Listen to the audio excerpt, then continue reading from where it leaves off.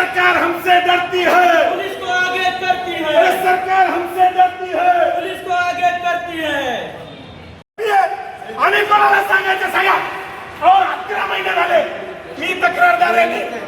मी तक्रारदार आहे. हे बघा सगळ्या जनतेला हे पुरावे दाखवत आहे. हे भ्रष्टाचाराचे वैद्यकीय विभाग एवढे पैसे खाते आणते आणि ते कोणी आमच्यावर तुम्हाला गुन्हे दाखल करायचे का दादा? अहो आम्ही मजबूर झालो. डॉक्टर बाबासाहेब आंबेडकरांचं विजय असो. अरे या भ्रष्ट पीएमचं करायचं काय? खाली मुंडका वरी अरे पाय, या भ्रष्ट वैद्यकीय प्रशासनाचं करायचं काय? खाली मुंडका वरी अरे पाय, सरकार हमसे डरती है, पुलिस को आगे करती अरे है, सरकार हमसे डरती है. पुलिस को आगे करती अरे है, भ्रष्ट वैद्यकीय प्रशासनाचं करायचं काय? खाली मुंडका वरी पाय. जिल्ह्यातील शेकडो महिलांच्या मृत्यू प्रकरणी जबाबदार असलेल्या अधिकाऱ्यांचं निलंबन झालंच पाहिजे. झालंच पाहिजे, झालंच पाहिजे, अरे मानव विकास मिशनच्या अधिकाऱ्यांचं निलंबन झालंच पाहिजे. झालंच पाहिजे, झालंच अरे पाहिजे. वाटून घेऊन सगळं कमिशन, हेच आमचं मानव विकास मिशन, अरे वाटून घेऊन सगळं कमिशन, हेच आमचं मानव विकास अरे मिशन, वाटून घेऊन सगळं कमिशन, हेच आमचं मानव विकास अरे मिशन, वाटून घेऊन सगळं कमिशन. हेच आमचं मानव विकास मिशन. काय हातात घेणार नाही. कायद्याचा सन्मान आहे. आम्ही अजिबात कुणाला त्रास होईल असं काही करणार नाही. आज आम्ही जनतेला पुरावे वाटलेला आहोत. वैद्यकीय विभागामध्ये किती अपवाद आहे. आज ज्याला पाहिजे त्याला पुरावे घेऊन जाऊ आमच्याकडून. कुणाला पुरावे पाहिजे सगळे पुरावे घ्या आणि बिनधास्त कुणाला पुरावे पाहिजेत. मानव विकास मिशन मध्ये जिल्ह्यातील शेकडो महिला जगावल्या. याला जबाबदार असलेल्या वैद्यकीय विभागाचे पुरावे आम्ही सोबत घेऊन आलो. अरे सीओ मॅडम जागे व्हा. जागे व्हा, जागे व्हा, अरे सीओ मॅडम जागे व्हा. जागे व्हा, जागे व्हा, सीओ मॅडम जागे व्हा. जागे व्हा, जागे व्हा. भ्रष्ट अधिकाऱ्यावर कारवाई करा. करा, कारवाई करा. नाही नाही हे घेऊ द्या दादा. अहो मॅडमला आम्ही वैद्यकीय विभागाला मानव विकास मिशनचा खर्च मागितला. यायला आम्हाला एनसी दिली. महिलांच्या इथले डॉक्टर आम्हाला देतात. जिल्ह्यातील हजारो महिलांच्या कोकणी तपासणीचे अहवाल या वैद्यकीय प्रशासनाने आम्हाला दिले. पण सीओ मॅडमने मागच्या 2024 पासून या तालुक्यातल्या अधिकाऱ्यांवर कारवाई केली नाही. आमची प्रशासनाला विनंती आहे या जिल्ह्यातल्या शेकडो महिलांचा मृत्यू झाला त्याला जबाबदारी मानव विकास मिशन यांनी आहे. हिची योग्य अंमलबजावणी झाली नाही. आमची विनंती आहे सर्वांनी आमच्या घटनेकडे लक्ष द्या. इथली कायद्याची भाषा प्रशासकीय अधिकाऱ्यांना कळत नसेल. फक्त वाटून घेऊन सगळं कमिशन, हेच आमचं मानव विकास मिशन, वाटून घेऊन सगळं कमिशन, हेच आमचं मानव विकास मिशन, वाटून घेऊन सगळं कमिशन, हेच आमचं मानव विकास अरे मिशन, वाटून घेऊन सगळं कमिशन, हेच आमचं मानव विकास मिशन, वाटून घेऊन सगळं कमिशन, हेच आमचं मानव विकास अरे मिशन, वाटून घेऊन सगळं कमिशन. हेच आमचं मानव विकास मिशन. अधिकारी जागे व्हा. जागे व्हा, जागे व्हा, जिल्हा आरोग्य अधिकारी जागे व्हा. जागे व्हा, जागे व्हा.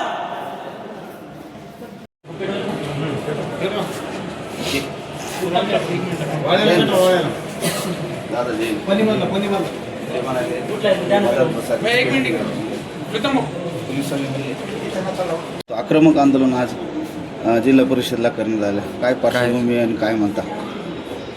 मागच्या जवळपास 2024 पासून परभणी जिल्ह्यामधील मानवत, सेलू, पाथरी, पालम या जिल्ह्यांमध्ये सोनपेठ, मानवत या तालुक्यांमध्ये जो काही गर्भावस्थेमध्ये महिलांसाठी शासनाने मानव विकास मिशन योजना राबवलेली आहे त्याच्यामध्ये लाखो कोट्यवधी रुपयांचा अपहार स्थानिक मेडिकल ऑफिसर आणि THO यांनी केलेला आहे. तालुका वैद्यकीय अधिकारी यांनी संगनमत करून आपण पाहू शकता की लाखो रुपयांचा निधी जो आहे मानव विकास मिशनच्या कॅम्पवरचा असेल, शिबिराचा खर्च असेल, इंधन असेल.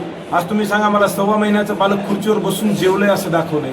आणि जिल्ह्याचा आपण जर बघितला की गर्भावस्थेमध्ये महिलांचा मृत्यूदर आणि बालमाता मृत्यूदर हा अत्यंत चिंताजनक आहे. आणि याकडं आम्ही मानव विकास मिशन आयुक्तालयाकडे, विभागीय आयुक्तांकडे ज्यावेळी तक्रार केली 2024 मध्ये त्यावेळी त्यांनी माननीय मुख्य कार्यकारी अधिकारी जिल्हा परिषद परभणी यांना तात्काळ विशेष समिती नेमून कॅफो, डिप्टी कॅफो यांनी जो अहवाल दिलेला आहे चौकशी अहवाल तो मागच्या 11 महिन्यापासून सीओ मॅडम अर्जदार आहे ना त्याने आम्हाला देखील देत नाहीत आणि जनतेत देखील तो प्रसारित करत नाहीत. नेमकी याची काय भूमिका आहे? सीओ मॅडम कुठल्या राजकीय दबावात आहेत की कुठल्या एखाद्या विशिष्ट दबावात आहेत जेणेकरून त्या हा अहवाल अर्जदाराला देत नाही? त्यासाठी आम्ही वेळोवेळी आंदोलनं केली, मोर्चे केले. संबंधित प्रकरणामध्ये शेकडो महिलांचा मृत्यू झालेला आहे. मानव विकास मिशनवर वैद्यकीय अधिकाऱ्यांनी कोट्यवधी रुपयांचा अपहार घडून आणलेला आहे. मग मॅडम कारवाई का करत नसतील हे आम्हा कार्यकर्त्यांना पडलेला संभ्रम आहे. म्हणून आज अशा पद्धतीने आम्ही मागच्या 8 दिवसापूर्वी आम्हाला पत्र दिलं, 7 दिवसामध्ये आम्ही माहिती देऊ आजचा 13वा दिवस आहे, आमच्याकडे कुठलाही आदेश मॅडमचा अधिकृत आला नाही. या उलट मॅडमकडे गेला असता उडवाउडवीची उत्तरं मिळतात. म्हणून आज आम्ही अशा पद्धतीने अनोखं अन्नत्याग उपोषण माननीय मुख्य कार्यकारी अधिकारी जिल्हा परिषद परभणी यांच्या कार्यालयासमोर बसलेलो आहोत. मी आणि माझा सहकारी मानवतचा तालुका अध्यक्ष अंकुश जोडपे देखील माझ्यासोबत आहे.